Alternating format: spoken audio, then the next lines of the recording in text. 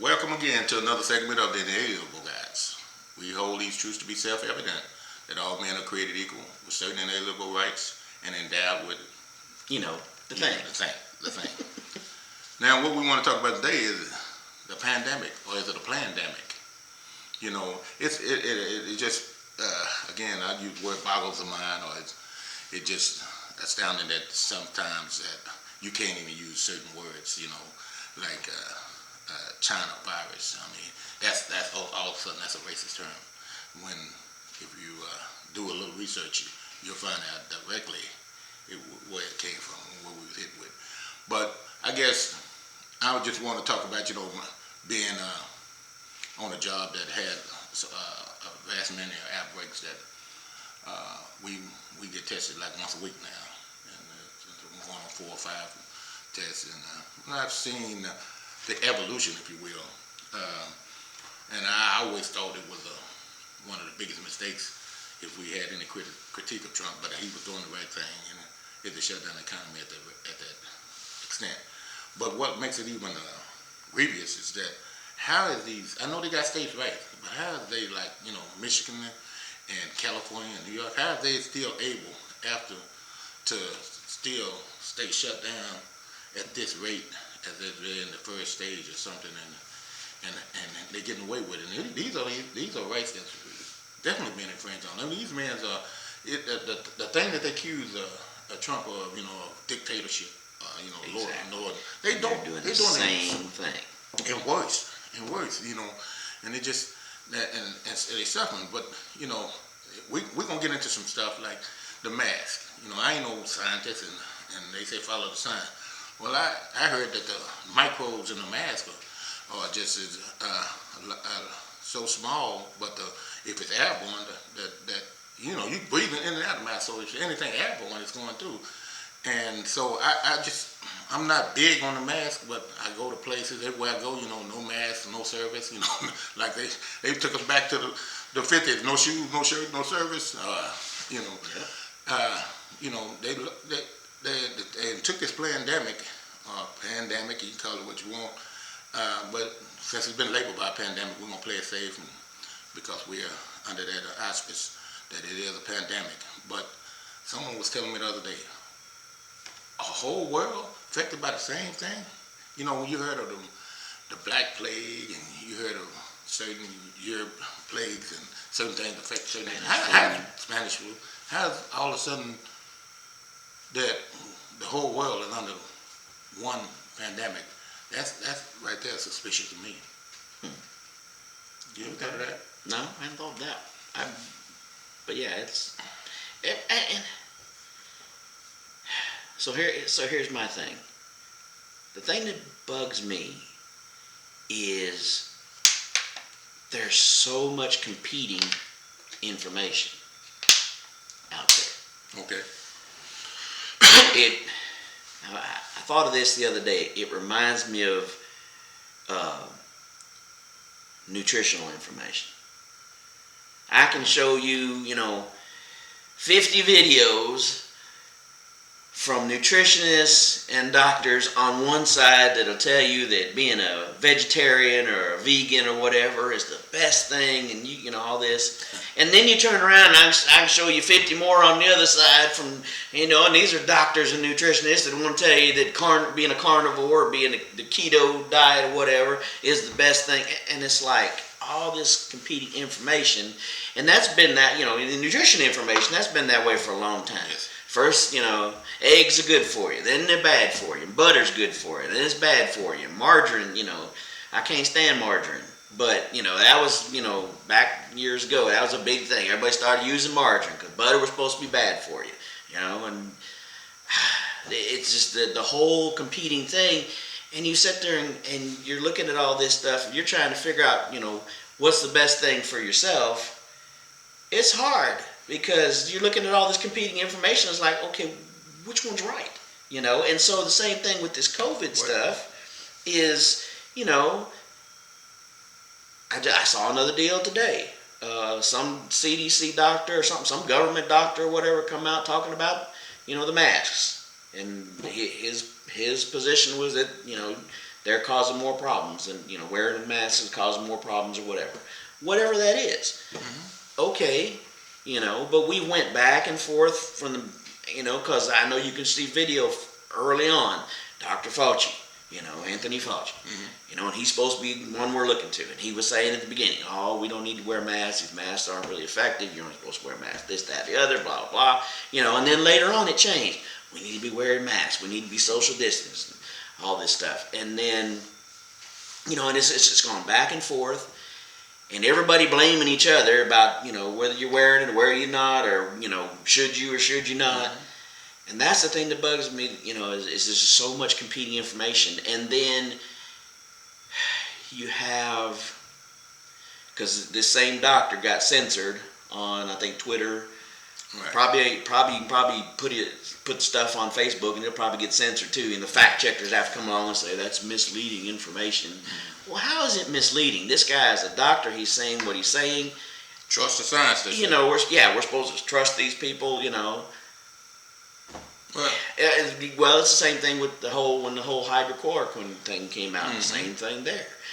Was it gonna do the trick or wasn't it? And you get these doctors come out and say, it's just working. It's just a matter of who endorsing it. That's exactly it. And it's like the average person out there trying to figure out what's the right thing to do. It's, there's all this competing stuff, and then like I say, if you take a position. Well, I don't want to wear a mask, and I'm going to do that, whatever, and then you go on here on these social media stuff, and you're going to get lambasted. Oh, you want grandma to die, and it's like you said, all these competing factions. Cause I used to quote insurance commercial all the time and say, I know a thing or two because I've seen a thing or two. Right. But I never seen nothing like this. When I see the damage that it's causing the children, I couldn't even imagine this, man. When kids get out of the car, they looking for their mask or they masking up, and this is like something that's going to be indelible, impressed upon them.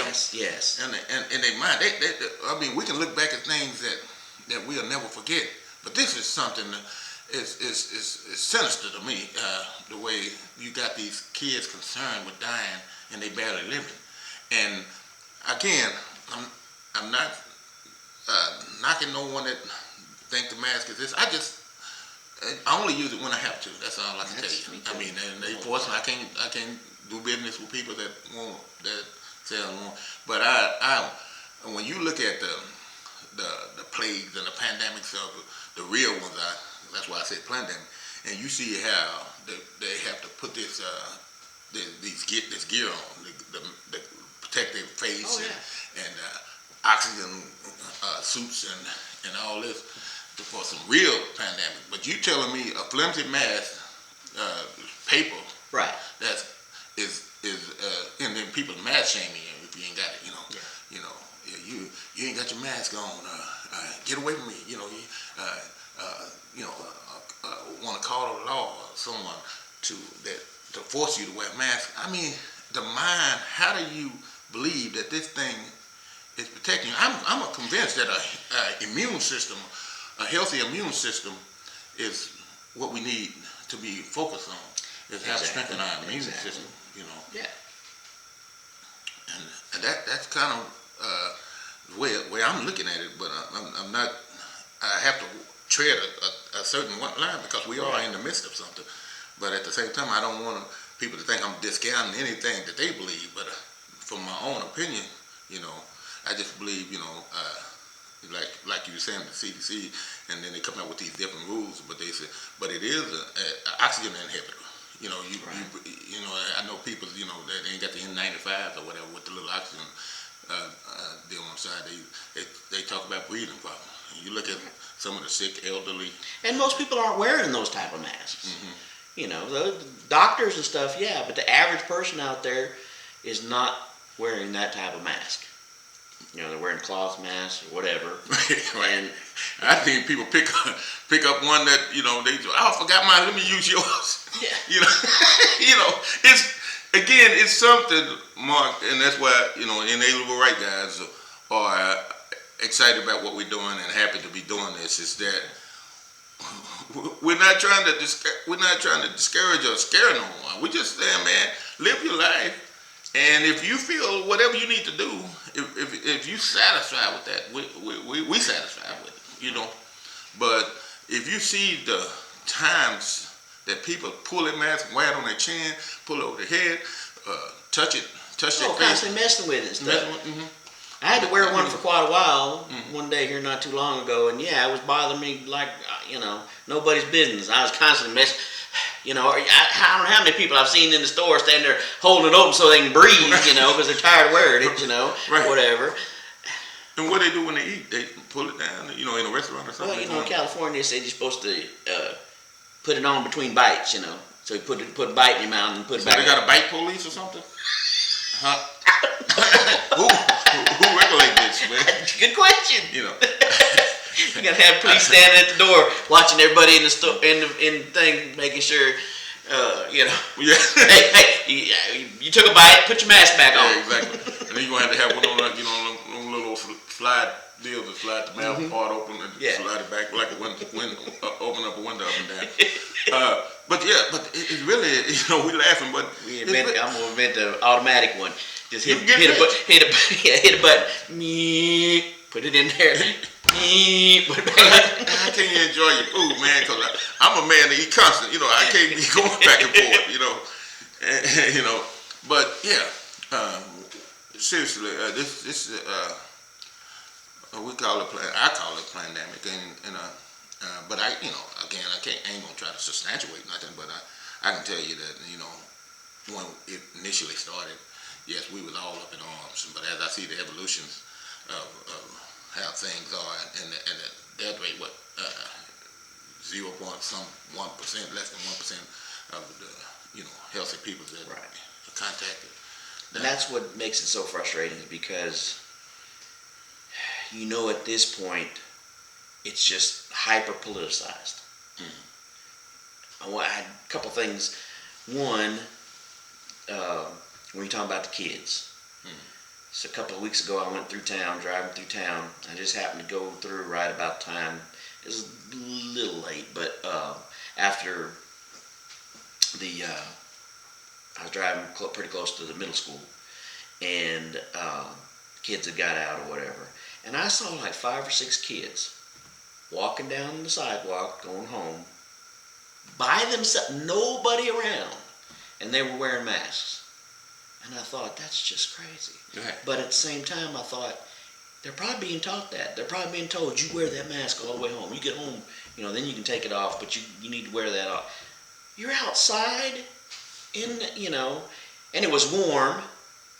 So, they're wearing, and I have seen that too. I've been by schools where, the kids outside and they're running around, and they got the mask on. Right. I'm like, that just can't be good.